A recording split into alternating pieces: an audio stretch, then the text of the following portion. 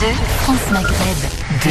Au programme de ce grand forum pour ce vendredi 29 mars avec cette information exclusive France Maghreb 2 sortie ce matin sur notre site à la une de notre site www.francemaghreb2.fr. Des corps de victimes de l'attentat de Nice ont été restitués aux familles sans leurs organes. Les parents de Yanis, 4 ans, vont porter plainte. Comprenez-vous leur indignation? On sera avec la maman de Yanis dans quelques minutes sur France Maghreb 2. Vous pouvez répondre évidemment à cette question sur Facebook, France Maghreb 2 ainsi que sur Twitter. Le grand forum FM2 pour en parler avec nous aujourd'hui. Farid Temsamani, Tarek Mami et Razik Betish. Gaza, une nouvelle semaine dans l'enfer des bombes israéliennes. Nous tenterons de joindre tout à l'heure Ziad Medouk depuis Gaza pour qu'il puisse nous raconter ce qu'ont vécu les Gazaouis cette semaine. Algérie, 6e vendredi de manifestation. Une journée décisive peut-être. Nous ferons le point tout à l'heure en direct des manifs avec Khaled Rarni depuis Alger sur France Maghreb 2. Soyez les bienvenus, c'est le grand forum jusque 18h. LGF, le grand forum, merci d'être avec nous en ce vendredi. Nous sommes aujourd'hui le 29 mars. Et oui, comme le temps passe vite, ça y est, nous sommes presque au mois d'avril. Et en avril, ne te découvre pas d'un fil. En tout cas, on va profiter du beau temps et ça va durer un petit peu. Donc ça fait du bien, un peu de soleil, de la vitamine D. Pour nous accompagner aujourd'hui, monsieur Tarek Mami. Bonjour Tarek. Bonjour cher Christophe, bonjour à toutes, bonjour à tous. Bonjour monsieur Razik Betish. Bonjour à tous. Oui, bah vas-y. Bon non, bonjour pas du tout. C'est pas celui-là, c'est l'autre. Voilà. Monsieur Farid Temsamani, comment ça va? Très bien et toi Christophe, merci. Eh ben il marche lui, toi. Non, il faut prendre le micro sur pied, Razik. Voilà. Sur Christina. Voilà. C'est bon? On m'entend? Non, on t'entend pas. Bon. Voilà, c'est celui qui est sur pied, exactement. En direct, donc sur France Maghreb 2, avec tiens pour messieurs, pour commencer en guise d'entrée, j'ai envie de dire, c'est la condamnation à 4 ans de prison de Jawad Ben Daoun, on l'a appris tout à l'heure. À 4 ans ferme? 4 ans ferme. Alors qu'il vient s'ajouter à 1 an ferme qu'il a pris il y a 2 jours. Petit retour sur l'histoire de la vie. Ce Jawad passe de la farce au drame. Il est relaxé en première instance pour avoir logé des terroristes parce qu'il n'y a aucune preuve. Avec le même dossier, d'autres juges ont trouvé qu'il est complice et qu'il était informé et donc il mérite 4 ans, c'est-à-dire pratiquement le haut de la peine, puisque le procureur de la République avait demandé 5 ans. Comme il a de la chance, il se fait condamner en première instance pour menace de mort dans un couloir devant quelques avocats sans témoins, et là il écope 6 mois de prison ferme pour ces menaces au tribunal, avec bien sûr arrêt à la barre et incarcération immédiate. Et il fait appel, et dans les mois qui suivent, l'appel arrive, et cette fois on passe de 6 mois à 1 an. Il les cumule. La règle juridique veut qu'on ne critique pas les décisions de justice et qu'on respecte la justice dans notre pays, mais la loi n'empêche pas de donner les éléments pratiques et de commentaires pour que chacun se fasse sa propre avis. À mon sens, comme Jawad est dans la farce, quand il sortira, il prendra le titre de maître Jedi. Il tournera dans les quartiers populaires ou sensibles ou critiques, chacun leur met le nom qu'il veut. Pour faire simple, les quartiers où il y a les Arabes et les Noirs, parce qu'on n'ose pas tout dire en France, mais certains peuvent le dire, nous on peut pas, donc on le dit pas. Et il dira à tous les jeunes, quand vous avez été condamné en première instance, ne faites jamais appel, parce que sinon vous allez récupérer le double. Est-ce qu'on est en train de fabriquer, au-delà du cas Jawad Ben Daoud, finalement, pardonnez-moi le terme, mais une bombe à retardement? Peut-être pas lui-même, mais on est en train de rentrer dans le cycle prévu par Daesh. Vous n'êtes pas chez vous en France, vous n'êtes pas citoyen, ils vous aiment pas, pour la même peine ou pour le même délit ou pour le même soupçon, vous êtes condamné autrement. Vous n'avez qu'une seule maison mère, c'est la maison Daesh. Voilà ce que n'importe quel analyste politique primaire normal ou n'importe quel avocat pénaliste pourrait expliquer à un procureur de la République entre 4 yeux dans un bureau, mais peut-être pas sur le plateau de télévision continue, parce que ça paye pas et ça ne mène pas d'audience. Razik?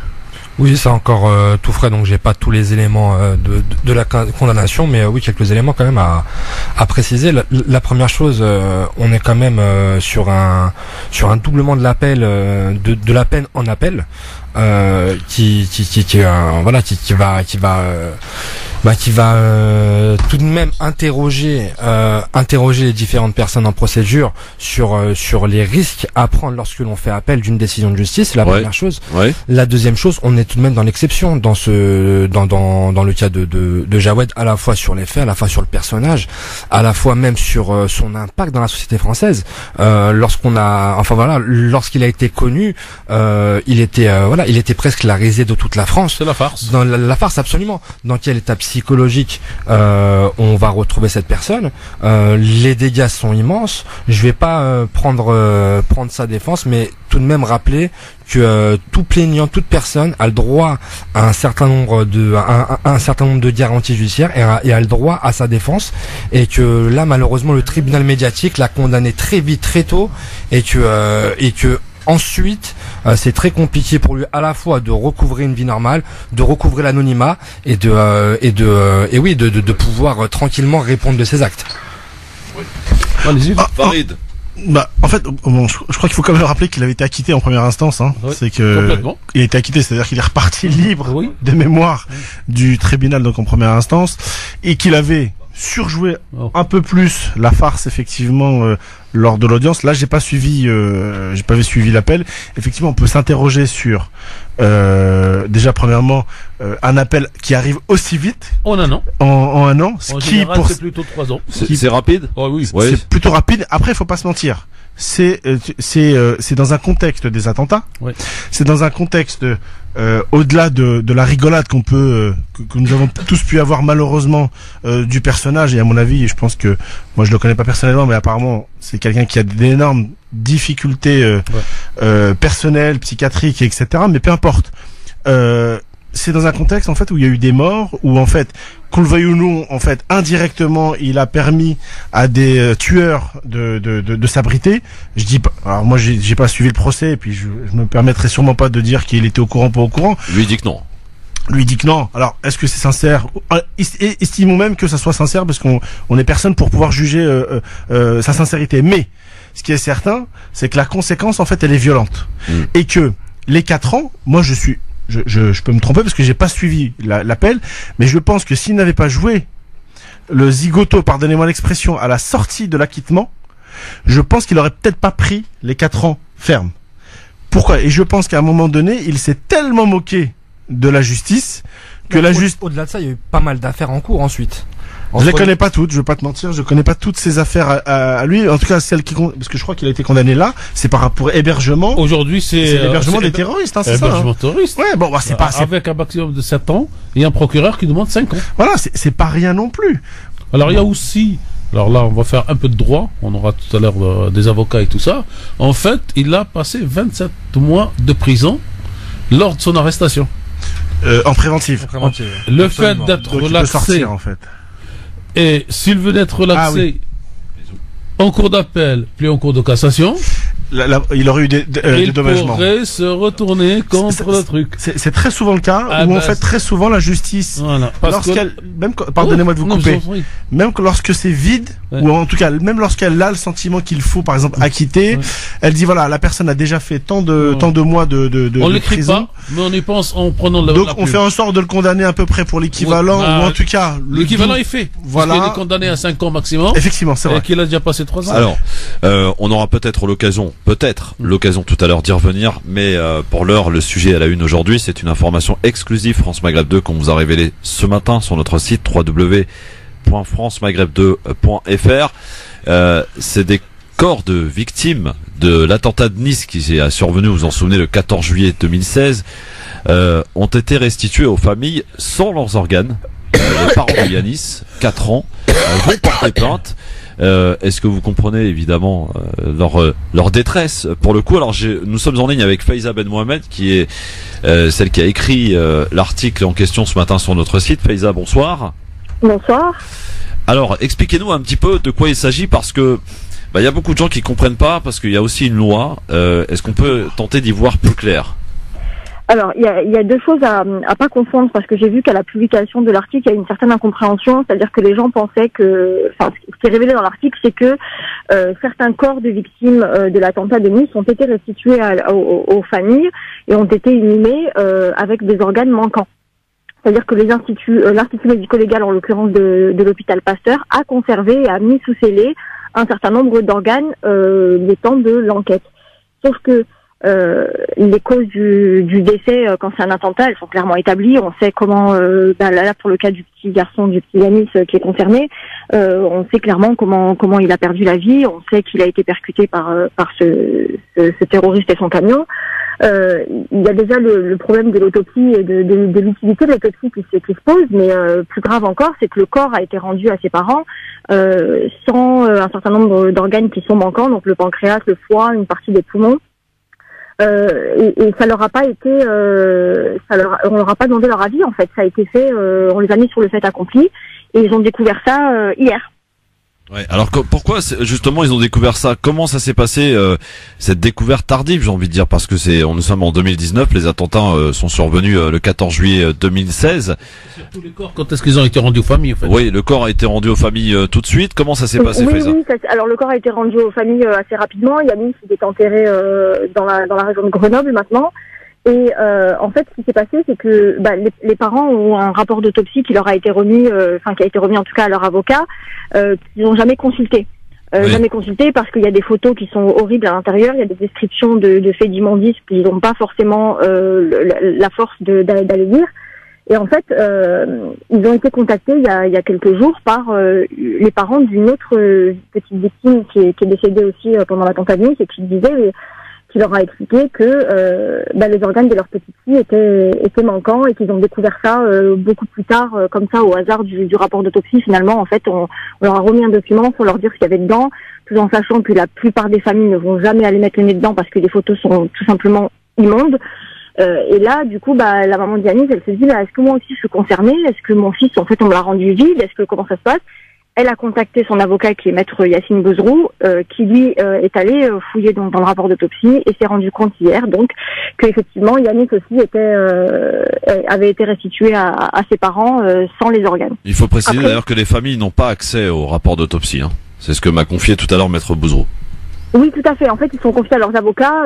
Il faut comprendre aussi que ce sont des éléments extrêmement choquants qui sont contenus dans ces rapports. Les familles n'ont pas accès. La moindre des choses, ça aurait été de les prévenir qu'ils ont enterré leur enfant, un enfant vide. C'est quand même assez catastrophique. Ne serait-ce que moralement, moi hier, je discutais avec Samira, elle me disait mais c'est comme s'ils ont tué mon fils une deuxième fois. Très bien, merci Paysan, on va tenter d'y voir un petit peu plus clair parce que je crois qu'il y a une loi qui existe effectivement. Si j'ai bien compris, messieurs, trompez-moi si je me trompe, corrigez-moi si je me trompe. Quand on est victime d'un attentat, les règles sont un petit peu différentes. Le corps, en fait, appartient à l'État. D'après ce que j'ai compris. Hein. Si vous permettez, cher Christophe. Oui, Tarek, allez-y. Le corps, il peut appartenir à qui vous voulez, mais le droit d'information des parents est un droit constitutionnel. Oui. C'est-à-dire que... Et ça n'a pas été respecté, visiblement. Oui. C'est-à-dire que le procureur, le légiste doit indiquer aux familles que pour des raisons juridiques, d'enquête, de ce que je sais pas quoi, voilà comment ça va se passer. Mais on ne donne pas un colis dans un petit cercueil fermé et les gens partent pour leur enterrement. Faut pas oublier les convictions religieuses. Il y a dans certaines régions, religion et pas dans la musulmane par exemple, c'est qu'on ne touche pas au sang et que on préfère voir un membre de sa famille mourir que de faire une transfusion. Donc vous êtes la loi de 1905 d'ailleurs pour y revenir oblige l'État à la neutralité et donc chaque acte et chaque action les parents doivent être informés et c'est eux qui décident d'accepter ou pas selon leur conviction. J'allais dire, je veux pas parler de l'affaire Lambert. 5 ans au Conseil d'État parce que les uns veulent que le garçon meure, les autres ne veulent pas. Donc vous informez la famille et vous laissez la famille prendre donc j'allais dire sa décision pour qu'elle accepte ou elle refuse. Si elle refuse, elle saisit la justice. Mais on peut pas faire les choses en France en 2019 en catimini. Merci Faiza en tout cas pour les explications importantes relatives donc à l'article que vous pouvez consulter, lire bien sûr sur le www.francemaghreb2.fr. À bientôt Faiza, bon week-end. Bientôt, merci à vous Faiza et bravo. Au revoir, merci. Alors, avant de recueillir votre avis Farid et Razik, parce que Tarek a commencé à en parler, je vous propose, si vous le voulez bien, que l'on accueille justement Samira Ruba, qui est la mère du petit Yanis, qui est décédé donc lors du 14 juillet, lors de l'attentat à Nice. Samira, bonsoir. Oui, bonsoir. Bonsoir et merci d'abord de nous accorder quelques minutes pour essayer de comprendre ce que vous avez pu ressentir. Donc on a exploré avec nos chroniqueurs ici présents, avec Faiza Ben Mohamed qui a écrit l'article, l'aspect, j'allais dire, juridique des choses. De quelle manière vous avez accueilli cette nouvelle hier? Désemparé, hein. Effectivement, désemparé quand j'ai appris par le biais d'une personne qui elle-même avait perdu sa fille lors de l'attentat, qui m'a informé ce qui s'était passé pour sa petite. Du coup, j'en ai alerté mon avocat et quand j'ai eu la confirmation par mon avocat, maître Yacine Bouzrou, j'étais désemparée, hein, voilà, comme si on m'avait encore tué une deuxième fois mon enfant, tout simplement. Le 14 juillet donc 2016, vous étiez sur la promenade des Anglais, comme beaucoup de monde d'ailleurs, et vous vouliez passer une bonne soirée devant un magnifique feu d'artifice, et ça a été le drame. Tout à fait. On a perdu notre enfant Yanis Kojo, âgé de 4 ans et demi, et notre ami Mino Razafitrimo, qui a essayé, en tentant de sauver la vie de Yanis, a été fauché par le camion et est décédé en même temps qu'Yanis. Donc votre vie a basculé ce fameux 14 juillet 2016.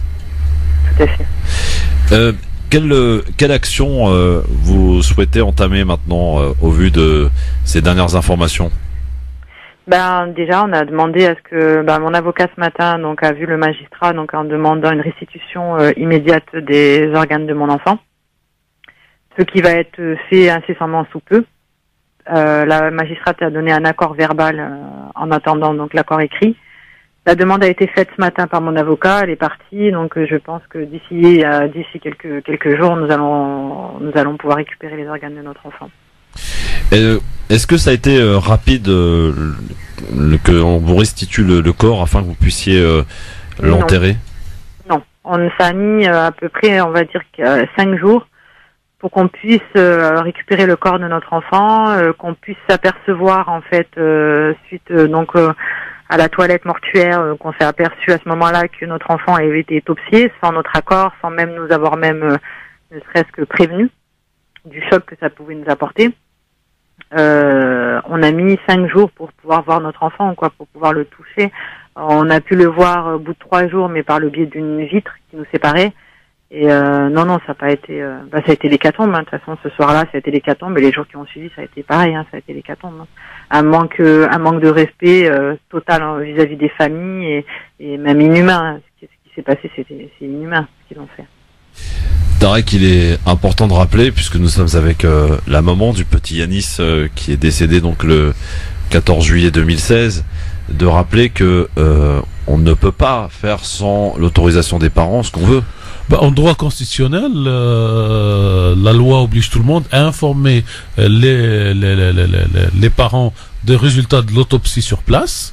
Et quand elle a rendu le corps du petit Yanis 5 jours après cet attentat, elle aurait dû notifier à travers l'avocat ou directement aux parents, parce que le fait que certains organes manquent, parce qu'il y a aussi un travail de deuil, un travail psychologique. Quand vous regardez n'importe quelle petite série américaine, vous avez après les scènes de mort toujours une espèce de policier psychologue qui s'approche des parents pour la manière d'annoncer et pour les conforter. Alors que là, l'impression que les parents peuvent avoir à raison, c'est une espèce de trahison de l'État, de son obligation vis-à-vis de la famille. Surtout que j'ai lu dans l'article que cette famille a quitté pendant un certain moment la région de Nice pour s'éloigner de ce drame. Parce que chaque fois qu'ils doivent passer sur la promenade des Anglais, ils doivent se rappeler leur fils, et que là, ils sont revenus de nouveau apparemment dans la région. Mais pour moi, c'est une trahison de l'État, et que la famille plus leur avocat doivent en tirer toutes les conséquences, y compris en réparation de dommages moraux que la famille a subi. Vous avez quitté effectivement la région, Samira, parce que c'était évidemment trop dur, et on peut le comprendre. Comment s'est passé le retour sur Nice? Écoutez, moi je vais vous dire, de toute façon je le porte jusqu'à la fin de mes jours. Le décès de mon fils, la difficulté c'est chaque matin, c'est chaque jour. On essaie de faire avec, on avance, parce que j'ai eu d'autres enfants derrière, et j'essaie de faire en sorte qu'ils n'en pâtissent pas, en tout cas le moins possible. Mais le retour pour moi est difficile. Pour mon compagnon un peu moins parce qu'il y voit plus de bons souvenirs que de mauvais souvenirs. Mais moi je suis restée plus sur la fin quoi, la fin de notre vécu à Nice quoi, avec Yanis. Vous étiez évidemment présent, vous avez vu toute la scène de ce qui s'est passé. Oui, nous on a subi, on a vu notre fils de toute façon, je dis on l'a porté jusqu'au premier secours, je sais exactement, je me souviens exactement les hématomes qu'il a eu, qu'il avait à ce moment-là, ce qu'il avait, enfin je sais exactement, et j'ai vu ma copine pareil qui gisait dans une mare de sang, des cadavres de partout, le vide sidéral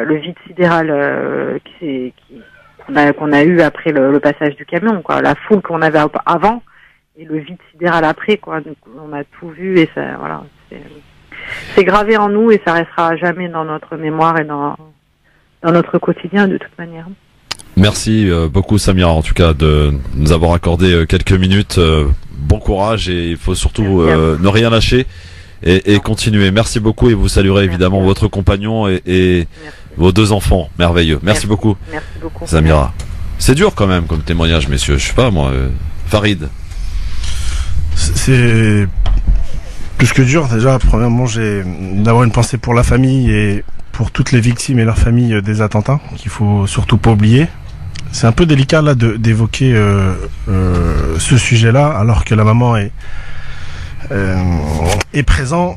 Je vais essayer d'apporter quelques éclairages si tu le permets Christophe pour les conditions qui régissent le don d'organes dans notre pays hors attentat. Je dis bien hors attentat. Et nous ne sommes pas dans un cas de don d'organes. Parce que vous avez deux choses, cher Farid, vous avez deux choses. Vous avez le don d'organes et vous avez le prélèvement automatique d'organes de ceux qui n'ont pas dit le contraire. Vous avez complètement raison. C'est le prélèvement d'organes dont il s'agit. Mais je parle hors attentat. Je ne connais absolument pas la législation dans le cadre des attentats qui, à mon avis, comme ça a été rappelé, il y a à mon avis un minimum de décence vis-à-vis des familles, vis-à-vis du droit à l'information, etc. Néanmoins, pour ce qui est hors attentat, c'est-à-dire que pour n'importe qui d'entre nous, sauf avis contraire, hors attentat, il y a la possibilité d'un prélèvement d'organes. Il y a 2 lois qui l'organisent. Ce sont des lois de 1976, réaffirmées en 2016. C'est-à-dire que lorsqu'une personne décède, si elle n'a pas de son vivant, et c'est très important parce que c'est un long débat qui a eu lieu et qui malheureusement, si on parle de la communauté musulmane, qui a été complètement occulté puisque quasiment personne s'en est occupé à part quelques imams ici ou là, c'est que si vous n'accédez pas au fichier du refus de votre propre initiative, ce qu'on appelle les autorités, d'une manière générale, ont la possibilité effectivement de prélever sur vous les organes. En fait, cette loi a inversé la règle. Exactement. Elle fait passer de l'accord complètement explicite et écrit à un accord tacite. Non, au refus. Oui, c'est pire. C'est pire, c'est le refus. Voilà, donc on passe de oui je veux à non je ne veux pas. C'est que les gens exactement font très rarement. Et c'est pour ça qu'il faut profiter de. Je suis désolé de profiter de. C'est très bien. C'est très bien de rappeler les lois, les règles. Enfin, je suis un peu désolé parce que c'est quand même d'abord un cas particulier d'attentat. Je précise encore une fois que ce que j'évoque là, ça ne concerne parce que je ne connais pas la législation pour les attentats, donc ça ne parle pas du cas de la maman et de la famille qui a témoigné tout à l'heure, mais ça concerne tout le monde, nous tous ici et tous les auditeurs. Si vous ne voulez pas que mécaniquement il y ait la possibilité de prélever des organes sur votre corps ou sur celui de vos proches, il faut effectivement l'attester dans un refus du prélèvement. Ça, c'est une chose. Ensuite, concernant l'âge, parce qu'il y a une question d'âge en réalité. Pourquoi ? Parce que ça concerne naturellement les majeurs, mais également les mineurs. De ce que je sais, mais je sais pas si c'est dans la loi ou si c'est une jurisprudence, c'est à confirmer ce que je raconte là, c'est que à partir de 13 ans, on considère que c'est à vous, effectivement, de réclamer le refus potentiel. C'est extraordinaire, parce que à 13 ans, vous devez donc refuser, mais vous n'avez pas le droit de voter. Et vous avez exactement cet âge de 13 ans pour la majorité sexuelle, alors que vous n'avez pas le droit de voter. Il y a quand même quelque chose chez les Rastaniaques qui marche pas bien. Cher Tarek, Farid, Razik, on se retrouve juste après la pub, on s'en débarrasse, entre guillemets. Et Razik, on écoutera aussi ton ressenti, parce que franchement, je vous dis, on est habitué à tout, mais entendre une maman dans la détresse, c'est dur. À tout de suite. Par rapport au don d'organes, on sait que si on parle de l'islam, il y a débat au sein de différentes écoles sur le fait de donner ces organes. Donc il y a débat. On va pas refaire le débat ici. Razik, j'en serais incapable surtout. Oui, on en serait. En tout cas moi.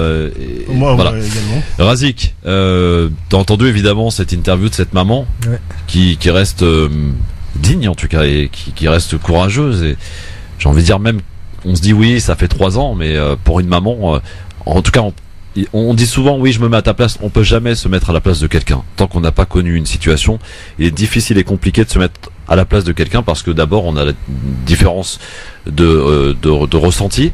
Une personne à une autre, ça sera pas le même, mais une maman en général, quand elle perd un enfant, elle perd une partie d'elle-même. C'est très compliqué de rebondir après ce que tu viens de dire et de rebondir après l'interview de cette personne à qui j'adresse tous mes vœux de courage et tout notre sympathie, ainsi qu'à toutes les victimes d'attentats et leurs proches.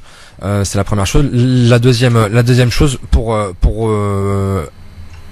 prendre une focalisation un peu plus morale concernant cette affaire. Tout d'abord, savoir ce qu'a représenté l'attentat de Nice par rapport à une ville comme Nice. Il y a eu 86 morts sur une ville qui compte 300 000 habitants. Ça a été un carnage sans nom, qui a traumatisé des centaines, voire des milliers de familles, qui a laissé sur le carreau des personnes blessées, des personnes traumatisées à vie, avec un choc psychologique.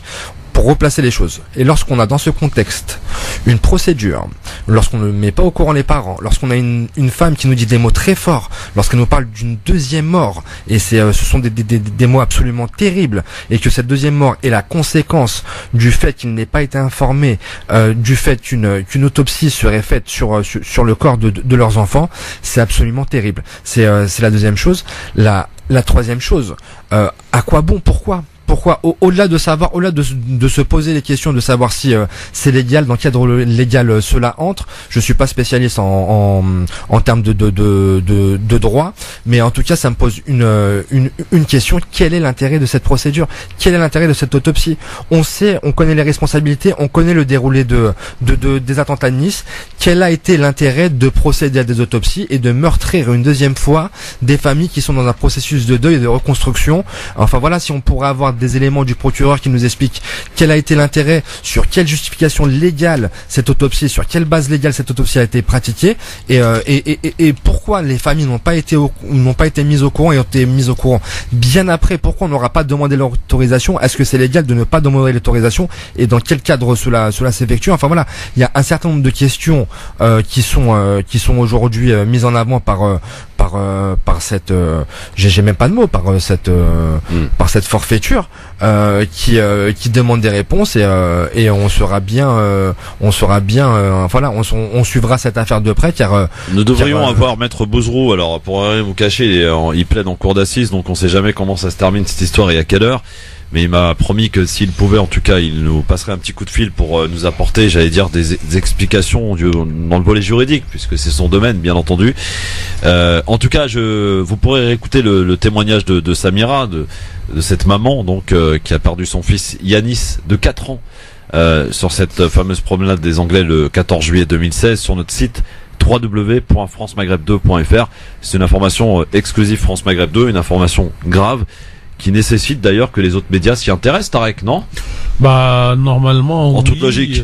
Faut mettre le pied dans le plat quand même. Oui, tout à fait. Mais j'allais dire, on n'a pas peut-être encore la liste des personnes dont les organes ont été retirés. Si on a compris, il y en aurait déjà au moins 2 concernés. J'ai appris que le prénom du premier c'est Anis. Oui. C'est quoi le prénom du deuxième? Pour l'instant, on n'a pas, on a l'information, mais on attend Pour d'avoir faire simple, l'autorisation de la famille pour le Alain, dévoiler. Est-ce qu'il s'appelle Alain, ou est-ce qu'il s'appelle André, ou est-ce qu'il s'appelle Mohamed?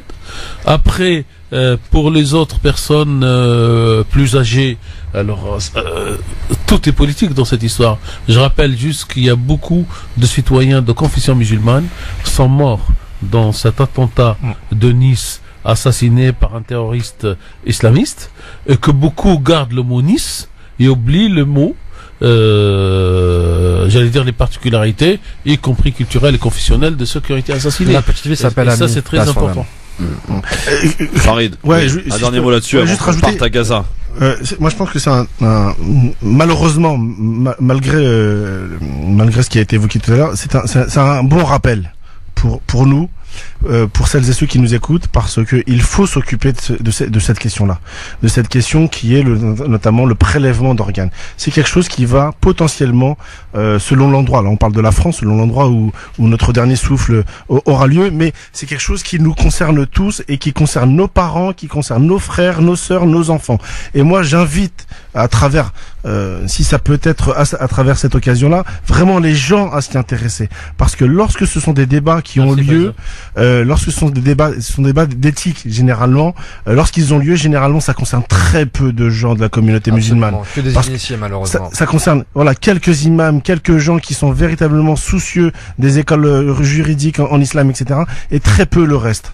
Alors, je remercie Faiza qui vient de nous envoyer le prénom de la Absolument. deuxième personne, Ami, la petite fille A-M-Y.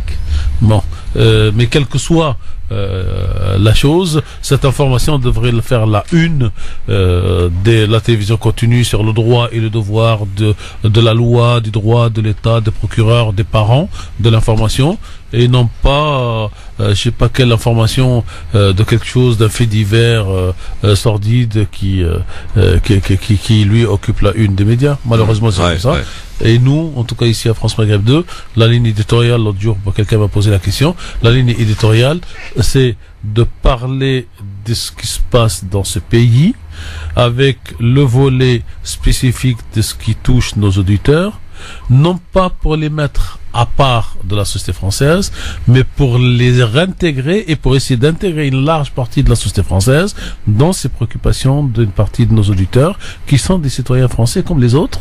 Ce qui se passait ce matin à Bobigny notamment et d'autres prouve dans la tête des gens. On va peut-être dire de quoi il s'agit, parce que les auditeurs sont pas censés être au Razine va courant. en parler quelques mots, prouve le contraire, parce qu'en fait, aujourd'hui, le racisme n'est plus un racisme anti-arabe, anti je sais pas quoi, et il est anti-français qui sont pas blancs et qui sont pas chrétiens. Donc, même cette francité, c'est M. Zemmour qui l'a mise à la mode, vous êtes des Français de papier, ou de Français avec une carte de séjour, ou des Français dont votre prénom fait honte à la France parce que vous appelez pas Françoise. Il oublie que lui, son nom, c'est Zemmour, il l'a pas changé, et il demande... Il a un deuxième prénom. Non mais Oui. j'y viens, mais l'essentiel c'est que il n'a pas changé son nom à lui et il demande aux autres de changer le prénom. Or la règle, quand on veut... Ça veut dire Olivier, en berbère. oui, Olive, non, ça veut dire Olive. Non, mais il a aussi un deuxième prénom hébraïque. Hébraïque, oui. Et il y a une raison à ça, il y a pas une que, histoire. je crois, il a plusieurs prénoms, lui, hein. Il y en a plusieurs, il me semble. Il y a un prénom que la communauté israélite a francisé depuis Napoléon en 1806, puisque Napoléon les a matés pour qu'ils rentrent dans la République, et ils gardent. J'aime pas le mot maté. C'est le mot que Napoléon et que la communauté israélite en fait utilise. Oh, tout à fait. Ils ont été matés physiquement. Voilà. J'entends physiquement. Oh, tout à fait. Je sais, je connais Donc, cet épisode. et parce que les mêmes aujourd'hui reprennent le même mot. Comme on a été maté, faut mater les autres. j'espère que non. Ah non, mais historiquement, c'est important. Mais eux ont joué le jeu, et donc du coup le deuxième prénom religieux, il est en deuxième position. Et Eric, puisqu'on parle de ce monsieur-là, il a un deuxième prénom hébraïque. Alors, Tarek qui faisait référence Non, il y a mais quelques instants. vous avez un grand sociologue, un grand philosophe français, c'est monsieur Edgar Morin. qui est donc de culture juive, et son prénom c'est Naoum. Il l'assume. Dans le problème, c'est pas le problème, c'est pas les prénoms. Non, bien sûr que le problème, c'est qu'est-ce qu'on fait de nos prénoms parce qu'on est tombé dans des cultures qu'on n'a pas choisies. Est-ce qu'on les assume et est-ce qu'on les positive? C'est pour ça que c'est une question d'histoire, de temps. Voilà, et qu'on les donne à la France qui devient encore plus riche, ou est-ce que ça devient une espèce de misquinerie qu'il faut cacher et mettre sous le tapis? C'est ça la vraie question. Razik, que s'est-il passé ce matin à Bobigny? Bon, on a eu une action coup d'éclat minable de la part de nos excités de génération identitaire qui sont venus avec leur courage qui leur sait bien à l'aube lorsqu'il y a personne occuper le toit de la cave de Bobigny. Tout ça à 100 mètres de la DSP de Bobigny. La DSP, c'est le commissariat. La direction de la sûreté départementale de la sûreté publique, une des plus grandes DSP de France. Donc ils occupent un bâtiment en face. Absolument à 100 mètres sur le même axe à 100 mètres. Et la préfecture est pas très loin. La préfecture est à 300 mètres. Donc vraiment ça a été vraiment dans le. Oui, c'est dans le QG. Hein. Dans le QG, ça a été un service public occupé dans le chef-lieu du département de la Seine-Saint-Denis. Mais pourquoi? Quelles étaient leurs revendications étaient d'écrire que l'argent devait revenir aux Français mais pas aux étrangers. Pour rappel, d'abord aux Français et pas aux étrangers. Pour rappel, dans la cave de Seine-Saint-Denis, la majorité des allocataires sont français. Si eux ont un problème de perception visuelle, lorsqu'ils voient quelqu'un, lorsqu'il est bronzé ou lorsqu'il n'est pas blanc et blond et ils le considèrent comme pas français, c'est qu'ils ont un problème avec leur rapport à la nationalité et même avec leur rapport à la démocratie. C'est la première chose. Et la deuxième chose, c'est les responsabilités, parce que aujourd'hui, heureusement, ils ont fait leur petite coupe médiatique, leur petite excitation, ils sont contents, ils rentrent chez eux. Comment ça s'était passé s'il y avait une confrontation? S'il y avait eu des gens qui avaient des éléments qu'ils allaient faire le coup de poing et s'ils avaient été attendus, sachant que, comme je le dis, je le redis encore, c'est à 100 mètres de la DSP. Donc, au minimum, il y a eu des manquements. Ça veut dire que si demain vous devez braquer une banque, ça prend pas une minute pour qu'on vienne vous cueillir. Là, on a eu une vingtaine de personnes qui ont enjambé, parce que je connais la cave Bobigny, moi je suis né là-bas. Je connais l'endroit par cœur. Vous devez enjamber une première grille, vous devez enjamber une deuxième grille, et à mon avis, ils ont dû passer par l'accès de secours pour arriver au toit. Au minimum, vu le nombre de personnes qui étaient présentes, ça prend 5 minutes. La DSP, lorsqu'il y a une émeute qui éclate n'importe où dans le 93 et même dans la petite couronne, ça leur prend pas moins de 5 minutes pour sortir toute sirène hurlante pour débarquer. Donc là, aujourd'hui, il faudra qu'ils nous expliquent comment ça se fait que sous leur toit, devant leurs yeux, à 80 mètres de chez eux, ça a pu se passer. Et aussi, je pointe aussi les responsabilités de la ville de Bobigny. Je suis désolé, lorsque on n'envoie pas le maire, lorsque l'occupation dure toute une matinée, que le maire était aux abonnés absents, qu'on envoie quelques adjoints de basse délégation et quelques conseillers municipaux. Et lorsqu'on fait un communiqué de presse qui ressemble plus à un tweet qu'un véritable communiqué de presse et qu'on le fait 6 heures après, faut peut-être s'interroger au bout d'un moment de savoir, lorsqu'on tire certains leviers dans une ville, est-ce que on ne favorise pas l'entrisme? Je pose la question, j'y réponds pas. Oui, alors c'est vrai que ça paraît quand même choquant, Tarek, quand même, cette occupation de la CAF là. Moi, je voudrais d'abord poser une question à Razik. Vous qui êtes sur place, est-ce que le visage qui était sur les images et là-haut, est-ce que ce sont des habitants de Bobigny? Inconnus au bataillon. Donc ils sont venus d'ailleurs? Absolument. Ils sont venus faire le grand remplacement chez vous? Ils sont venus faire le coup de poing chez nous et faire le grand remplacement. Ouais. Parce que pour Bobigny, pour replacer, il y a plus de 150 nationalités d'origine. Donc ça veut dire faire ça à ce moment-là précis, en veille d'européenne, en veille de municipale, c'est qu'il y a une stratégie derrière, on la voit bien, et le problème, c'est que certains, dans le camp d'en face, ça veut dire dans le camp qui se dit progressiste, antiraciste, etc., je rejoue un certain match. Comme on dit dans politique, il y a aussi un principe, c'est qu'on choisit son adversaire. On voit clairement, comme le PS à une certaine époque, ont intérêt, pragmatiquement, politiquement, de choisir comme adversaire l'extrême droite en France. Et c'est malheureux. Farid, ça t'évoque quoi, ça, cette occupation de la CAF de la Seine-Saint-Denis ce matin, enfin de Bobigny? Le toit de la CAF. Oui, le toit. Bon, quand même. Alors, s'ils veulent revenir faire un match de foot avec nous, ils sont les bienvenus, hein. Non, ce qui est complètement choquant, alors le coup médiatique, à mon avis, il est malheureusement, réussi. réussi. On en parle là. Moi, ce qui me choque, mais encore une fois, et ce qui va me chagriner, c'est que, comme ça a été très bien expliqué, on est dans le chef-lieu du département de la Seine-Saint-Denis. On n'est pas... ils avaient fait le même coup d'éclat sur le toit d'une mosquée, mais si je dis pas de bêtises... Poitiers, mais je vous laisse terminer, parce que pour dire, aujourd'hui, la CAF et la mosquée, même combat. Est-ce que moi, alors du coup, moi ce que je voulais juste dire, c'est que en fait Poitiers, malheureusement, je dénigre absolument pas les gens qui vivent à Poitiers ou quoi que ce soit, mais Poitiers, on est très très loin de Paris. On peut considérer que pour les forces de l'ordre, parfois c'est un peu plus compliqué, mais là on est à Bobigny. Bobigny, comme ça a été rappelé, à 100 mètres. Mais vous avez la DDSP, si je dis pas de bêtises, à côté, comme ça a été dit par Razik. Vous avez la préfecture, donc on ne peut pas. Le commissariat, le commissariat, vous avez le tribunal de grande instance. Oui, il y a tout est concentré dans un tout est concentré sur un petit périmètre, 500 mètres, sur un cercle de 500 mètres. Et pour celles et ceux qui connaissent, vous avez même des gens qui dorment. Malheureusement, les gens pour les cartes de séjour, qui dorment, qui passent la nuit et qui sont surveillés. Absolument. Par des forces de sécurité. Donc on ne peut pas nous faire croire. Sécurité privée. La préfecture de Bobigny est un des rares endroits, une des rares préfectures où justement l'enceinte de la préfecture n'est pas assurée par la police nationale. Il n'y a pas qu'à Bobigny. Mais en tout cas, ce qui est certain, c'est que les services de renseignement sont à la seconde près. Bien sûr. Savent exactement tout ce qui se passe à Bobigny. On ne peut pas nous faire croire le contraire. Et moi, ce qui va me choquer, c'est que où sont les autorités? Moi, là-dessus, pour moi, il y a un préfet. Le préfet du département doit répondre. Le préfet du département doit s'exprimer, doit dire ce qui s'est passé et comment ça a pu se passer comme ça. La difficulté, c'est qu'on a bien compris, à l'heure où on parle, il est précisément plus de 17 heures passées. C'est que 7h12. Il me semble que mais week-end ou pas week-end, il y a un directeur de cabinet à la préfecture, il y a un service de communication à la préfecture. Moi, je trouve ça choquant, c'est qu'à 17 heures, il n'y a toujours pas de réaction. Mais ce qui va être encore plus choquant, c'est que excuse-moi, Razik. J'habite pas Bobigny, je n'ai pas grandi à Bobigny et je veux pas jeter la pierre sur les gens de Bobigny, mais pour moi, ce sont aux habitants de Bobigny de faire quelque chose. Là, ce soir, on doit aller devant la préfecture, demander des comptes, tout simplement. Bien évidemment. Il faut demander des comptes parce que c'est pas normal. Sur place, ça veut dire que un certain nombre de syndicats, un certain nombre de personnes sont venus sur place.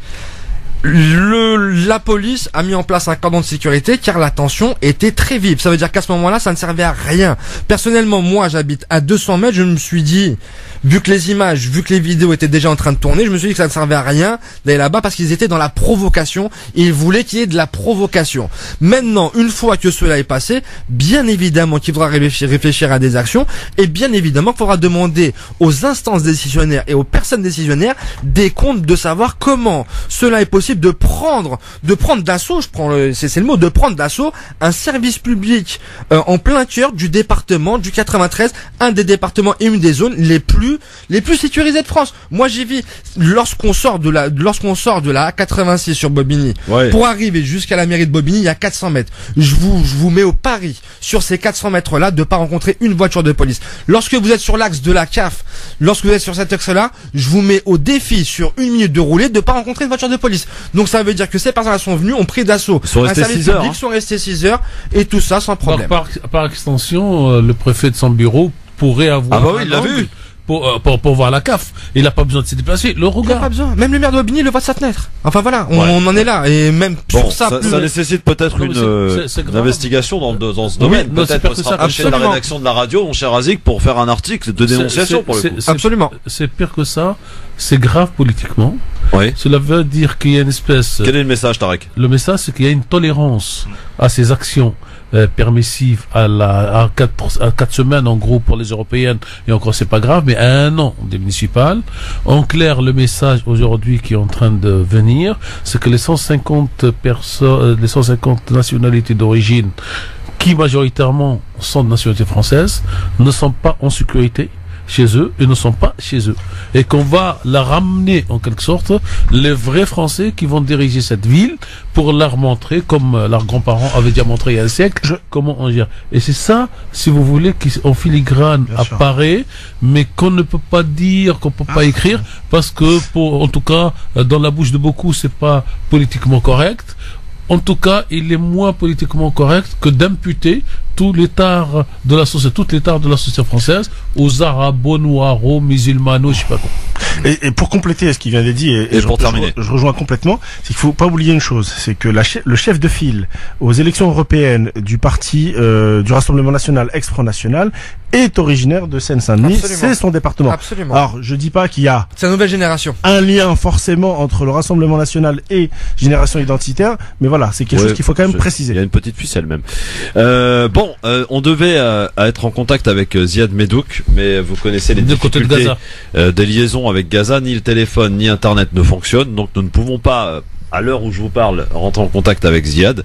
C'est un peu la condition à chaque fois. Ziad Medouk, qui est le directeur du département français de l'université Al-Aqsa à Gaza. Pour vous dire quoi? Pour vous dire que cette semaine, ça a été l'enfer. L'enfer pour les Gazaouis, j'ai envie de dire, ça dure depuis des années. Mais cette semaine en particulier, et notamment entre lundi et mardi, où ils ont reçu pratiquement plus de 200 raids israéliens. Donc en début de semaine, on parle d'une journée importante. C'est ce que me disait Ziad, demain pour j'allais dire une trêve qui devait être signée lundi soir, qui a été repoussée, puis encore repoussée, et encore des échanges entre effectivement des tirs qui proviennent de la bande de Gaza, qui sont pour la plupart interceptés, et la répercussion terrible donc de l'armée israélienne. Rappelons qu'il y a plus d'1 millier de réservistes qui ont été appelés à la frontière à Gaza, donc pour évidemment riposter et frapper davantage.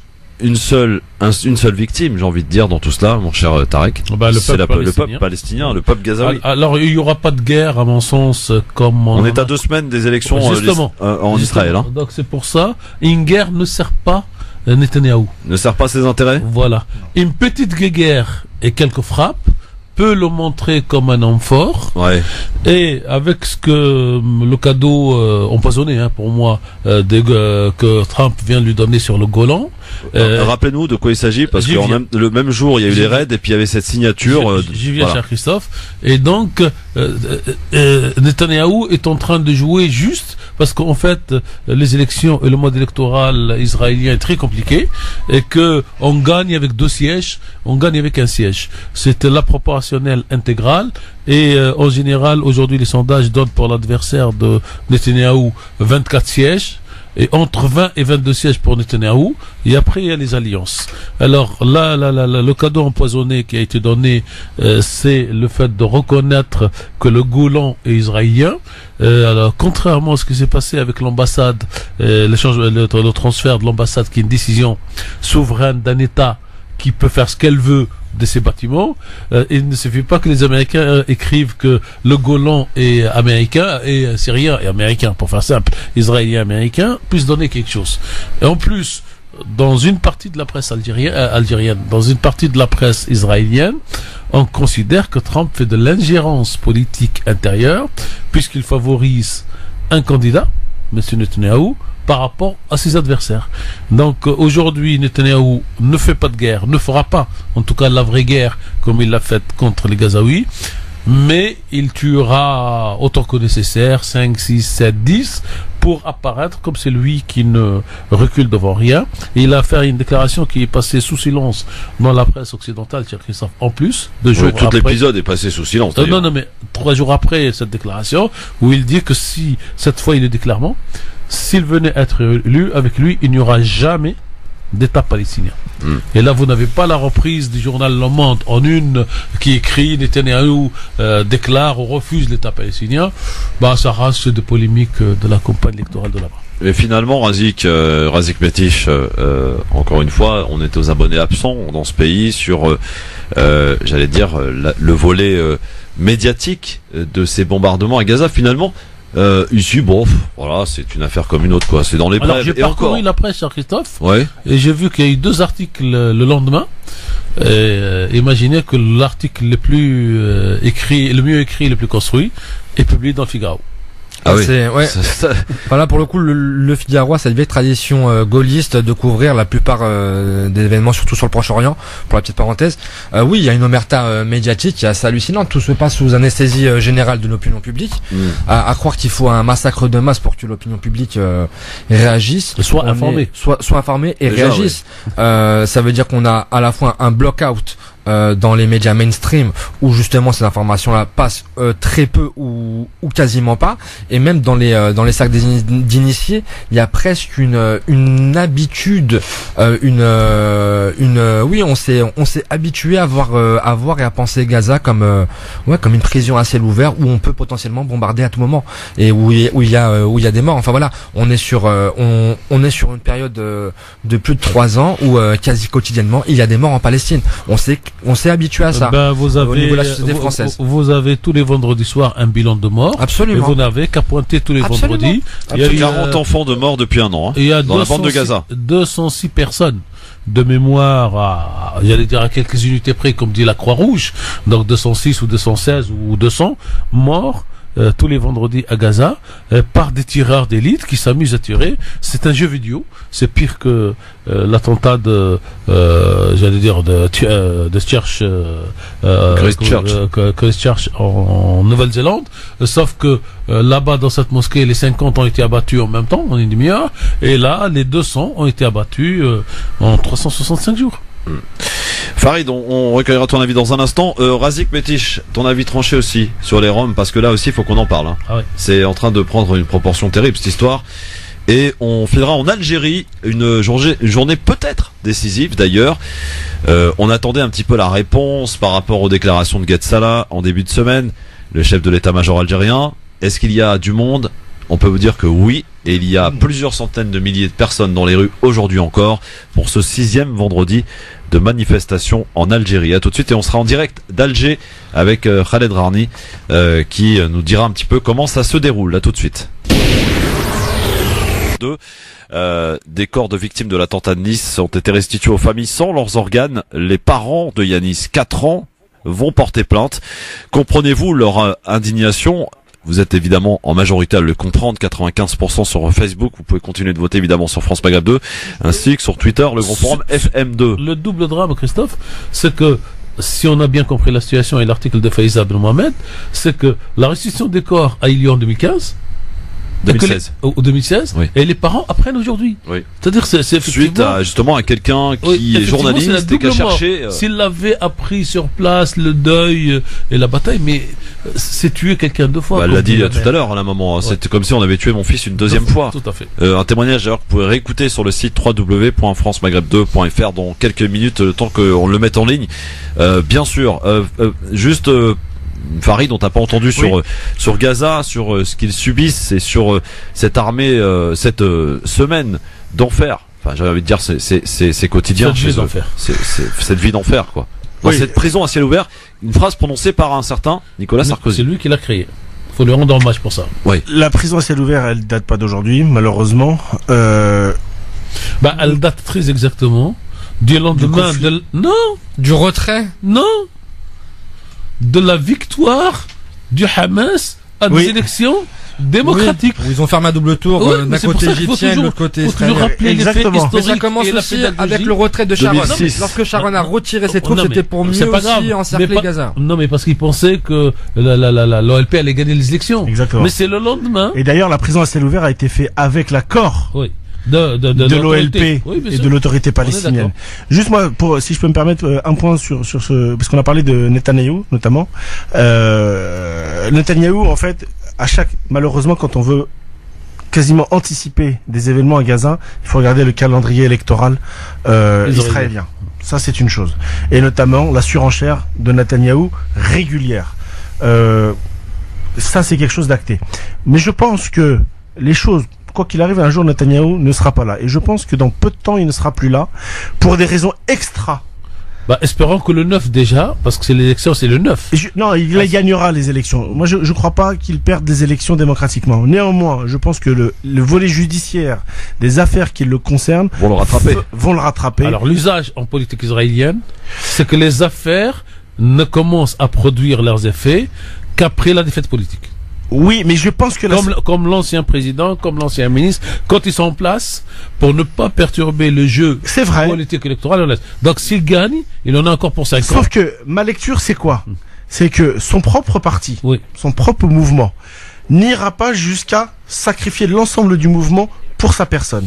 Et que s'ils sentent que la société israélienne, à un moment donné ou à un autre, est capable de tenir compte au mouvement les difficultés juridiques, je pense que son propre parti fera le ménage et demandera de manière bien sûr de manière peut-être un peu plus polie, de dire voilà, c'est fini pour toi, il faut basculer à d'autres élections législatives ou à un autre chef du gouvernement.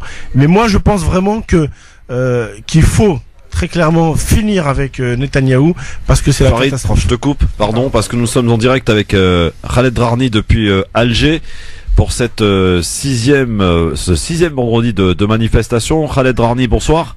Bonsoir. Bonsoir et bienvenue sur France Maghreb 2 à nouveau. Alors la réponse était attendue. On se demandait est-ce qu'il y allait avoir beaucoup plus de monde encore. Est-ce que c'est le cas d'abord? Première question. C'est le cas, absolument. Ils sont encore des centaines de milliers dans les rues et les plus grandes artères de la capitale Alger. Beaucoup de nouveautés. Ils sont venus très tôt aujourd'hui, à partir de 9h. Il y avait même des groupes qui étaient venus la veille de plusieurs régions du pays et qui ont passé la nuit à la Grande Poste et chez des amis ici dans la capitale Alger. On a vu ces images d'ailleurs incroyables ce matin, je crois que c'était Maurice Audin, ou rue Didouche aussi, où il y avait des packs d'eau de posés alors qu'il n'y avait pas encore grand monde pour les manifestants. Tout à fait, j'ai vu ça le matin aussi et même aux environs de midi, 2 heures avant la fin de la prière hebdomadaire du vendredi. Plusieurs personnes ont déposé avec des camions des packs d'eau tout au long de la rue Didouche Mourad. Ils ont aussi accroché des centaines de sacs de plastique pour faire office de poubelle pour que la rue reste propre pendant et après la manifestation. On nous a aussi distribué des petites affiches où c'était écrit « Pas de vuvuzela, pas de scooter et pas de bousculade ». Donc il y a un grand sens de la responsabilité et du civisme qui augmente vendredi après l'autre. Alors, est-ce qu'on peut parler d'une journée décisive, Khaled Drarni, aujourd'hui ? Cela fait plusieurs semaines qu'on dit que chaque vendredi est décisif et je pense que chaque vendredi est absolument décisif à sa manière. Pourquoi ? Parce que c'est le premier vendredi où on a entendu des slogans critiques contre le général Gaïd Salah, chef d'état-major de l'armée, parce qu'il y a quelques jours seulement, il avait invoqué l'application de l'article 102 qui a été rejeté en masse par les manifestants aujourd'hui. Alors, Khaled Drarni, petite nouveauté aujourd'hui aussi en ce vendredi, c'est la télévision algérienne qui a retransmis donc les manifestations, mais en quand même ne montrant pas tout de ce qui se passait. C'est déjà un début puisque d'autres chaînes de télévision n'ont pas montré des slogans hostiles au chef de l'armée, mais la télévision publique algérienne effectivement a fait ses premiers directs aujourd'hui. Il faut savoir qu'elle a un nouveau directeur général depuis 4 jours. Il s'agit de Lotfi Shriyat qui a remplacé donc Tawfiq Khaladi qui avait été limogé illico presto après toute cette vague de mobilisation. Le direct a commencé à la mi-journée. On n'a pas tout montré, bien sûr pas tous les slogans ni toutes les banderoles, mais ça reste un début important qui n'aurait pu se produire sans la grande mobilisation historique des journalistes de la télévision publique qui a commencé il y a quelques semaines. Khaled Drarni en direct d'Alger sur France Maghreb 2. On a vu aussi des images aussi, Khaled, tout à l'heure, que vous avez posté d'ailleurs sur Twitter, des gaz lacrymaux et des canons à eau. Qu'est-ce qui s'est passé ? Depuis le début des manifestations, la police est présente en masse au niveau de la place Audin pour empêcher les manifestants de monter vers le boulevard Mohamed V. Donc chaque vendredi, il y a une pression qui se fait sur les policiers qui, toujours aux environs de 14-15 heures, cèdent et laissent les manifestants monter. Aujourd'hui, ils n'ont pas cédé. Il y a eu effectivement sous nos yeux des tirs de gaz lacrymogène et de canons à eau, pas de blessés. Mais ce sont les premières heures qui se sont produits dans cette manifestation. Nous avons aussi eu vent de quelques heures au niveau du boulevard Krim Belkacem entre policiers et manifestants. Peut-être Tarek ou Razik ou Farid, Moi j'ai une question. Oui, Tarek Mami. Parce que comme journaliste, je reçois plein d'infos comme tout le monde. Est-ce que vous pouvez nous confirmer ou nous informer selon votre connaissance qu'il y aurait eu une manifestation plus ou moins organisée par le FIS ou les anciens membres du FIS samedi dernier du côté de Koba? Kouba est un quartier qui est connu pour abriter beaucoup d'islamistes, conservateurs ou pas, surtout le quartier de Jolie Vue où habite Ali Ben Hadj, qui est un ancien chef du FIS, membre fondateur du FIS, qui avait été emprisonné puis libéré. Il continue à rencontrer ses adeptes dans la mosquée de Jolie Vue tous les vendredis et à organiser, comme vous venez de le dire, oui, des manifestations. Le 22 février aussi, il y a eu une marche là-bas, mais j'ai pu assister à une d'entre elles il y a 3 semaines où j'ai vu qu'il n'y avait pas vraiment grand monde. Au maximum une cinquantaine, une soixantaine de personnes autour de Ali Ben Hadj, à majorité vieux, qui l'accompagnent plus qu'autre chose. Voilà, c'est tout ce que je peux dire sur ces manifestations. Qui avec quel slogan, si vous permettez? Sur le quartier de Kouba, avec des slogans islamistes, Algérie, République islamique. Mais ce que je peux vous dire, et ce qui est rassurant pour moi en tant que journaliste, c'est que à Alger, chaque vendredi, dans cette marée humaine de plusieurs millions de personnes, il n'y a aucun slogan islamiste. Je vous remercie.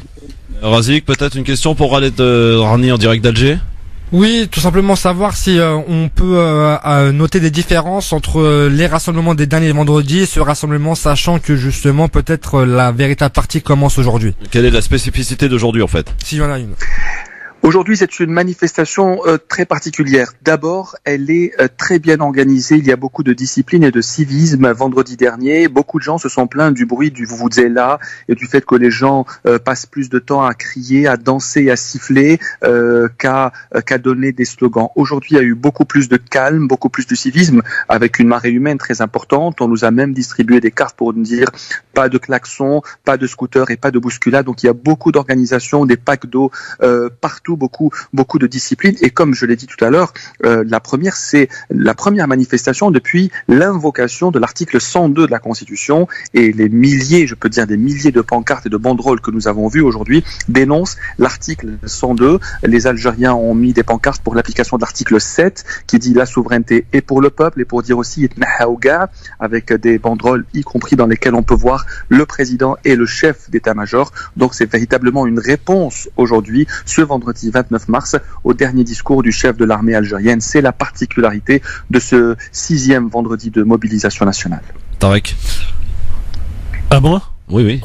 Est-ce qu'on peut dire qu'à la fin de chaque manifestation tous les vendredis, et surtout celle d'aujourd'hui, les gens quand ils partent, une espèce d'attentisme pour voir qu'est-ce qui va se passer au cours de la semaine, en se disant que de toutes les façons on se retrouvera vendredi prochain, mais que la question qui hante, c'est au plus tard le 28 au soir, comment va être l'Algérie le 29 au matin? Sauf que le 28 avril, c'est encore très loin, oui. C'est dans un mois. Mais tout à fait, comme vous venez de le dire, chaque vendredi, on s'attend à des annonces samedi. Après, on se dit peut-être dimanche. Et finalement, on se retrouve dans une situation où il n'y a jamais d'annonce vraiment concrète. Il n'y a eu que 2 grandes annonces depuis le 22 février. Celle du 11 mars avec le départ du gouvernement et le retrait du 5e mandat. Et celle, il y a quelques jours, du général de l'armée algérienne, Ahmed Gaïd Salah. Mais généralement, il n'y a quasiment jamais d'annonce. Donc, les gens se retrouvent dans cette position de se retrouver, de se redonner rendez-vous vendredi d'après pour poursuivre cette mobilisation. Il y a une certaine colère, on l'entend ici dans les manifestants, celle de dire nous on manifeste chaque vendredi, ok on est là mais personne ne nous entend, personne ne nous écoute, même s'il faut reconnaître que le pouvoir a fait quelques petites concessions depuis la fin du mois de février, mais qui sont toujours rejeté en masse par les Algériens parce que le mot d'ordre principal c'est la fin du système, et on se rend compte et on sait très bien, on n'est pas dupe que le système n'est pas encore prêt de partir. Oui. Alors dernière question, est-ce que l'administration algérienne, est-ce que la société algérienne fonctionne normalement, j'allais dire, entre les 2 vendredis? Est-ce que les gens vont à la mairie retirer leurs papiers? Est-ce que la vie continue, quoi? Est-ce que la vie continue normalement? Permis de construire. Voilà. Avec cette étape du vendredi, j'allais dire, et heureusement pour l'Algérie, la comparaison ne tient pas la route, comme les gilets jaunes en France le samedi, sauf que là-bas c'est fait dans la joie et ici c'est fait dans la douleur.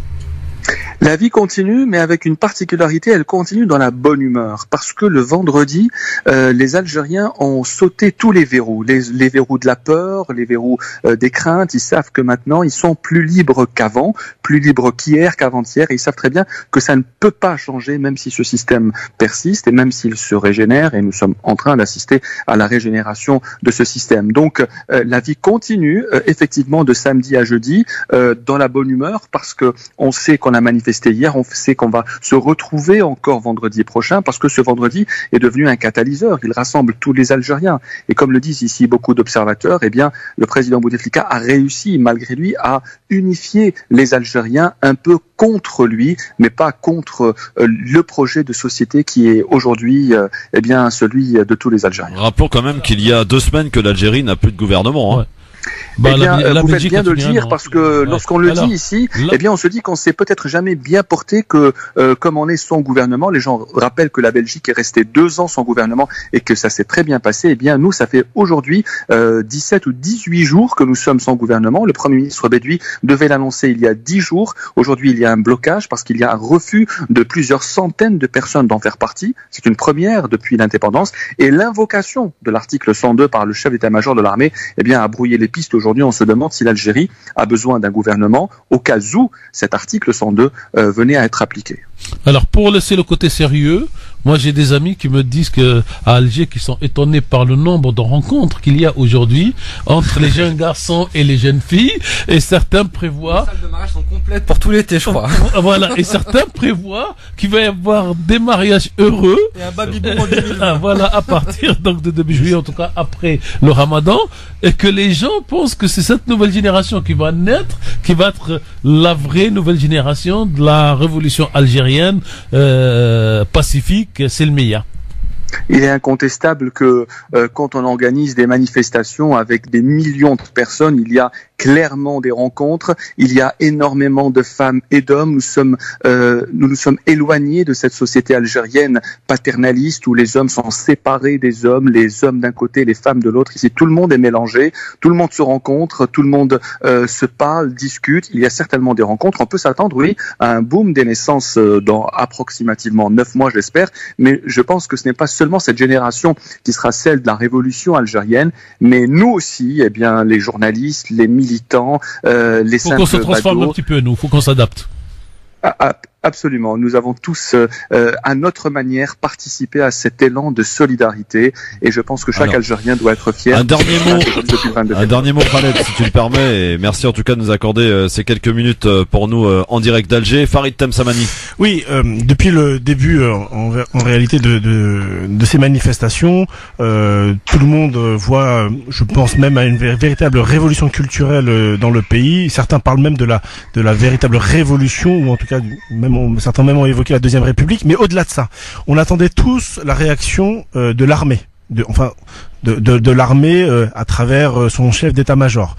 On sait pertinemment que entre les 2 vendredis, en tout cas cette semaine, il y a eu énormément, je dis bien énormément de mouvements, énormément de choses qui se passent. On a parlé tout à l'heure de l'interview du chef d'état-major, mais vous avez des gens qui ont été empêchés de sortir du pays. Il y a véritablement une reprise en main de l'armée. Et moi, mon interrogation par rapport aux journalistes, c'est est-ce que les manifestants, les Algériens qui sont dans la rue, qui sont bon enfants, sont conscients certainement, puisque ça j'en suis persuadé, mais comment réagissent-ils vis-à-vis de la mise en touche du président de la République Bouteflika et finalement de la reprise en main de l'armée?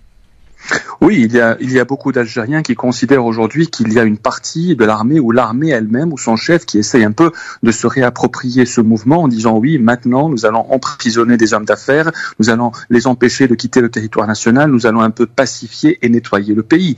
J'ai lu aujourd'hui des centaines d'affiches où on dit que le chef d'état-major aussi fait partie de ce pouvoir et que l'armée ne lui appartient mais qu'elle appartient au peuple. Il y a eu un mouvement, une espèce, il faut le reconnaître, une espèce de récupération pour dire voilà, nous sommes là pour tout nettoyer, alors qu'il y a beaucoup d'observateurs qui reprochent à l'armée de n'avoir rien dit pendant des semaines depuis le 22 février et depuis 15 ans, depuis la nomination d'Ahmed Kaïd Salah au poste de chef d'état-major. C'est très important ce qui se passe aujourd'hui. Effectivement, il y a eu des hommes d'affaires qui ont été empêchés de quitter le territoire. Il y a des informations qui parlent même de la prochaine incarcération de certains d'eux pour donner l'exemple, pour dire voilà, nous luttons contre les hommes d'affaires véreux, mais la rue n'est pas dupe, on le voit dans la détermination indignation, surtout dans ce vendredi acte 6, dans les pancartes et dans les slogans, où on dit « vous êtes tous pareils, vous devez tous partir ». Donc je pense que les Algériens sont encore plus déterminés ce vendredi que les vendredis précédents. On rappelle, et pour terminer Khaled, que tu nous disais il y a quelques jours que lorsque tu as assisté à la première manifestation le 22 février dernier,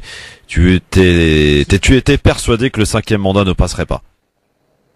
Oui, à 15h, nous étions avec des amis parce que quand on a vu ces petits groupes de centaines de personnes devenir une marée humaine, on a compris qu'il n'y aurait pas de 5e mandat et que le peuple avait en quelque sorte gagné. Aujourd'hui, effectivement, il n'y a pas de 5e mandat, mais les Algériens aussi ne veulent pas se faire avoir par un 4e mandat prolongé. Et je tiens à vous signaler, je l'ai dit et j'ai été beaucoup critiqué pour l'avoir dit, j'ai dit que le 22 février, les Algériens n'avaient pas appelé à la fin du système. Et c'était vrai, on l'entendait dans aucun slogan. Eh bien, ça a évolué avec le temps, surtout à partir du 1er et du 8 mars, eh bien la chute du système, qui n'était pas une revendication principale le 22 février, l'est aujourd'hui. Merci beaucoup Khaled Drarni donc de nous avoir donné un petit peu ce qui s'est passé aujourd'hui dans toute l'Algérie, bon principalement aussi à Alger là où vous vous trouvez, mais je suppose que c'est à l'identique des précédents vendredis, du monde quasiment partout, y compris dans le sud où c'est assez rare d'ailleurs que les gens du sud sortent manifester, y compris les femmes, bien sortent depuis maintenant depuis le 22 février et y compris dans tous les petits villages de la région de Kabylie et d'ailleurs. Merci beaucoup Khaled Drarni en tout cas pour nous avoir informé sur ce qui se passe aujourd'hui en Algérie avec, vous l'avez entendu, quelques heures, hein, mais rien de bien très grave, et donc des slogans qui sont apparus, des slogans peut-être un peu plus hostiles que d'habitude à l'armée, en particulier une réponse à Gued Salah suite à son annonce donc l'application de l'article 102. Merci Khaled. Merci à vous. À très bientôt.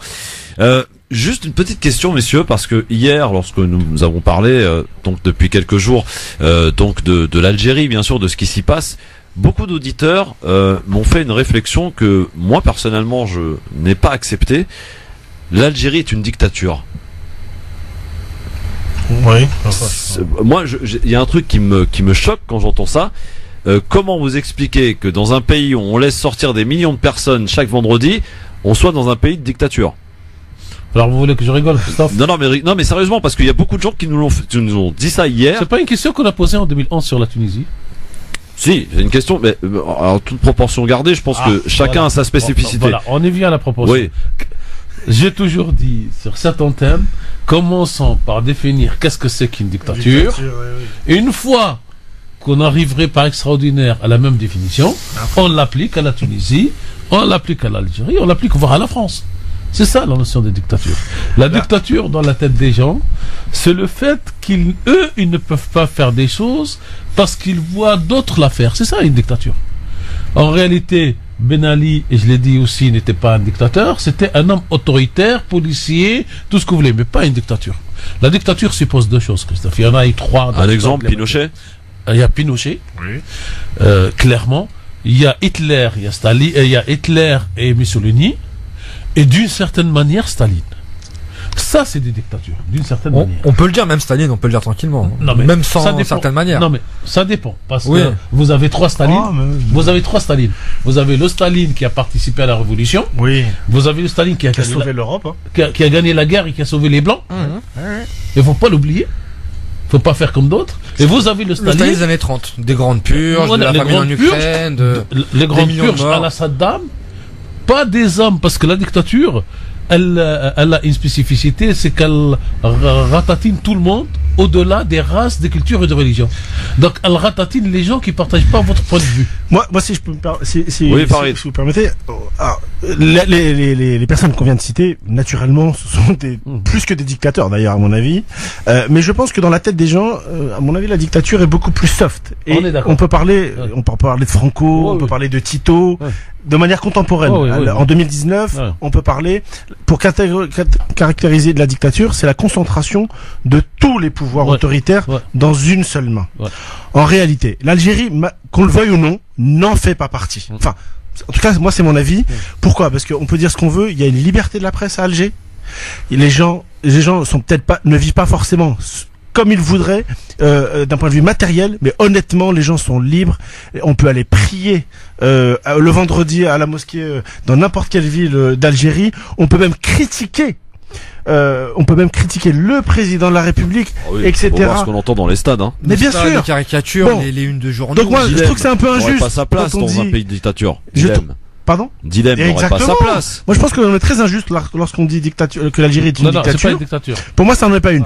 On peut dire que la Corée... Ce sont des régimes autoritaires qui accaparent les biens, j'allais dire matériels d'un pays au profit d'un clan, avec cette spécificité que le clan joue de l'équilibre entre lui pour que le système tienne. Et la spécificité algérienne, c'est qu'il y a plusieurs clans Oui, mais dans le clan qui sont quasiment impossibles à vérifier ou à voir, parce qu'en fait, quand on parle de... Avant, on parlait des 10 généraux. C'est une entre les- nébuleuse maintenant. Entre les généraux du sucre et les généraux des Ouais. voitures. Aujourd'hui, il y en a tellement qu'on sait pas qui. Alors, si vous permettez, on va juste accueillir Abdelmalik rapidement, parce qu'on n'a pas beaucoup entendu nos auditeurs aujourd'hui, qu'ils nous pardonnent, mais on avait un programme hyper surchargé. Il nous reste à écouter aussi l'avis tranché de notre ami Razik sur Tranché ce et qui se tranchant. passe, tranché, tranchant. Abdelmalik est avec nous. Salut Abdelmalik. Oui, salut, salam alaikum. Bonsoir. Vous nous appelez d'où? Oui, j'appelle de Nanterre. J'avais appelé il y a 3-4 jours la semaine dernière. Je suis n'entend pas un bien. ancien des bidonvilles de Nanterre, je sais pas. Oui, on vous écoute Abdelmalik. Oui, voilà, moi je voulais faire une petite digression. Vous savez qu'il y a, comment dire, il y a un navire américain qui a accosté en Tunisie qui fait plus de 200 mètres. C'est l'un des plus gros navires. Et juste après les porte-avions, avec 1000 hommes, dont 600 marines, et avec 8 hélicoptères, et dessus, et dedans, il y a 6 canons de transport de troupes. Et comme par hasard, il y a le roi qui est arrivé 2-3 jours après, donc Tarek Mami doit être au courant de ça. Et Lequel Le roi des rois saoudien est arrivé en Tunisie. Non, mais il faut préciser. Non, Lequel non, des le rois roi saoudien est arrivé en Parce que visite si c'est le d'État roi en du Maroc, Tunisie. parce que si c'est le roi du Maroc, bienvenue à lui. Hein. C'est le Non, plus on a- âgé, là. Oui, c'est le roi saoudien qui est en visite d'État. On est en Tunisie. Voilà. Ouais. Et quand je vois ça, ça me fait rappeler nous, vous savez, dans les années 80, qu'on avait lutté par rapport à la convergence des luttes sociales. Et là, je pense que c'est la conversion du crime. Surtout avec ce qui se passe en Algérie. Donc moi, je demande au peuple algérien d'être très vigilant. Parce qu'il y a même 10 jours, il y a 2 agents du FBI qui sont arrivés à l'ambassade américaine. Mais tout ce que je dis, c'est officiel. Vous pouvez regarder sur Google.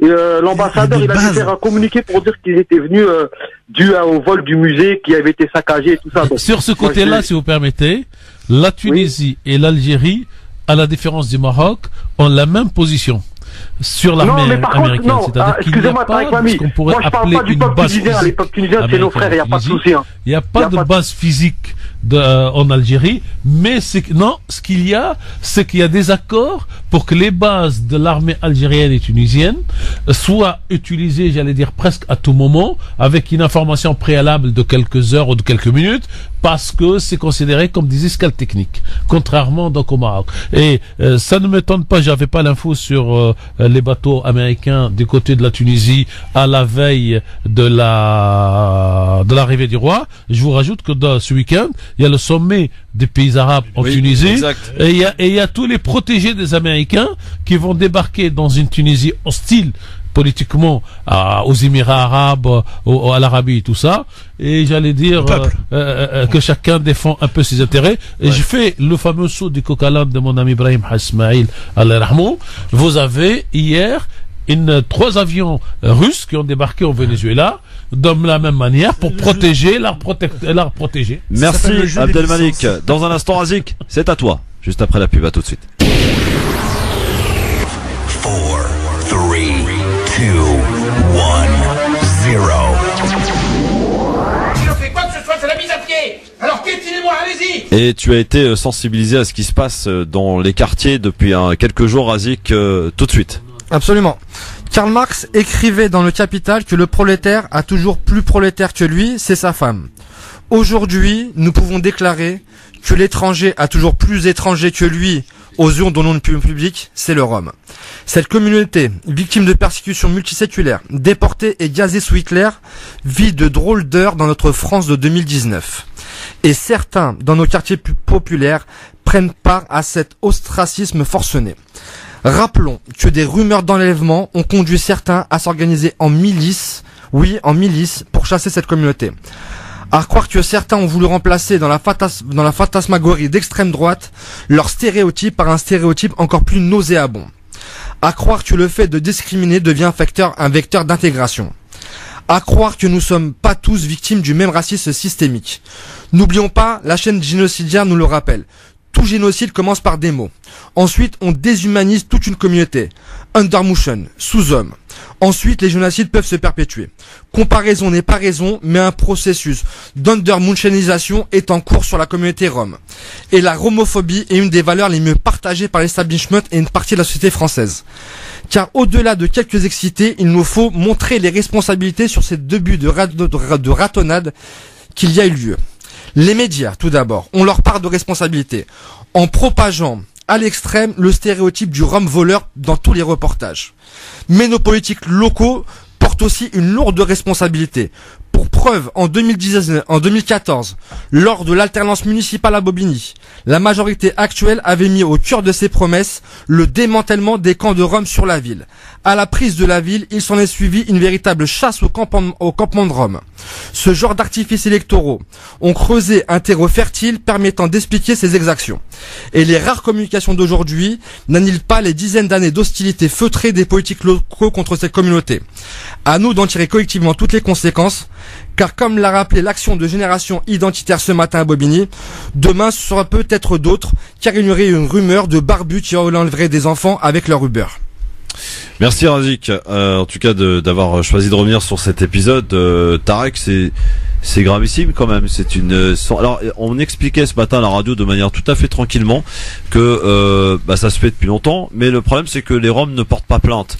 Pour la plupart, en tout cas, s'enfuient parce qu'ils sont dans des situations précaires, effectivement, et que donc ils ne portent pas de plainte. Donc du coup, on n'en parle pas. Et pourtant, ça existe bel et bien depuis longtemps. Hein. On en parle aujourd'hui parce que c'est vraiment à une échelle importante. Mais le fait de s'attaquer aux Roms, c'est pas d'aujourd'hui. Cher Christophe, dire, quand on a créé France Maghreb 2 à quelques-uns avec mon ami Ibrahim Hasmaïn, quand on a construit cette ligne éditoriale, j'allais dire de la résistance de toutes les minorités pour être des Français comme les autres, il y avait une règle qu'on avait dessinée.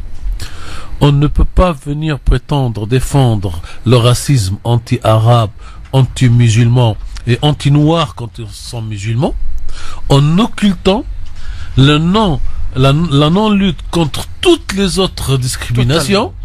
Donc le racisme en France doit se définir avec un seul mot, le racisme, et avec un grand S à la fin. Et tous ceux qui n'arrivent pas à intégrer que le racisme commence par un R majuscule et se termine par un S majuscule n'ont rien compris aux luttes contre toutes les discriminations. Et dans ce S, il faut aussi mettre les femmes, il faut aussi mettre les personnes handicapées, il faut aussi mettre toutes ces personnes qui ne sont pas entre guillemets normales par rapport à ceux qui considèrent que eux ils sont normaux. Et donc je remercie Razik d'avoir fait ce papier et j'ai reproché à notre radio, donc il faut avoir le courage de le dire, d'être passé à côté d'une ratonnade qui a eu lieu à Belleville contre les Chinois par des jeunes maghrébins. Et j'ai écouté donc des animateurs mais de bonne foi qui disaient mais c'est les filles chinoises qui sont venues aiguicher les garçons et après ce sont les garçons qui ont volé je sais pas quoi. Non mais truc. Mais j'ai dit que nous avions commis une erreur de ne pas avoir consacré un édito comme aujourd'hui pour dire les discriminés du jour sont toujours ceux qui ont raison, quitte à ce qu'on la retape demain quand eux-mêmes ils deviennent discriminants. Alors pour finir, si vous le voulez bien, et alors de manière très rapide s'il vous plaît, c'est les coups de cœur. Maghreb 2, le coup de cœur. Tiens Farid, coup de cœur. Moi j'avais un coup de cœur, mais du coup je vais peut-être avoir le temps de l'expliquer, qui est un élu et un militant associatif qui s'appelle Driss Etazaoui, qui est élu, qu'on a reçu ici, que j'imagine que tu as reçu, et qui a fait un colloque la semaine dernière sur l'image des quartiers, et Dieu sait si l'association dans laquelle je milite notamment, que tu connais bien, Banlieue Plus, sur lequel où Nadir intervenait d'ailleurs, Nadir Kaya intervenait dans ce colloque, et qui à l'issue du colloque, on a eu donc Driss nous a expliqué la création d'une agence de médias, effectivement, pour sur cette question de l'image des quartiers dans la société française. Voilà, moi je voulais rendre hommage à ce militant infatigable. Je pense que on critique très souvent des élus lorsqu'ils ne font pas bien leur travail.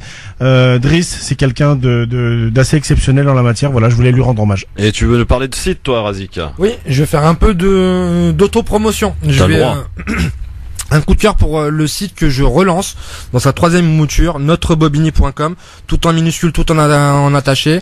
C'est un site pionnier dans l'information locale. On espère ravir nos lecteurs balbiniens et même nos lecteurs de toute la France et d'ailleurs. Donc NotreBobigny.com, tout en minuscule, tout en attaché. Lancement demain matin. Super. Ah bah demain matin, c'est tout frais là. Ça y est. C'est tout frais, ça sort de boîte. C'est parfait. Et d'ailleurs, j'en profite pour rappeler qu'on reçoit un journaliste de Beansport lundi dans le grand forum du sport azicain. Absolument. Avec Hicham Terak. Dans Saint-Parisis. Voilà. Pour parler de tout sauf de foot. Aussi, on parle de foot, hein, aussi. Bah, attendez. On parle un peu de tout. Non, on en parlera, mais bon. On a dit qu'on parlait tout sport et après on parlait tout foot. Oui, bah on parle de tout foot et de sport aussi parce que le foot fait pas bien partie du sport et chacun sa spécificité dans la matière. On en reparlera. Bon week-end à tous et bonne soirée. Merci de rester avec nous sur France Maghreb 2. France Maghreb 2. France Maghreb 2. Pour ensoleiller et accompagner vos journées et vos nuits. France Maghreb 2.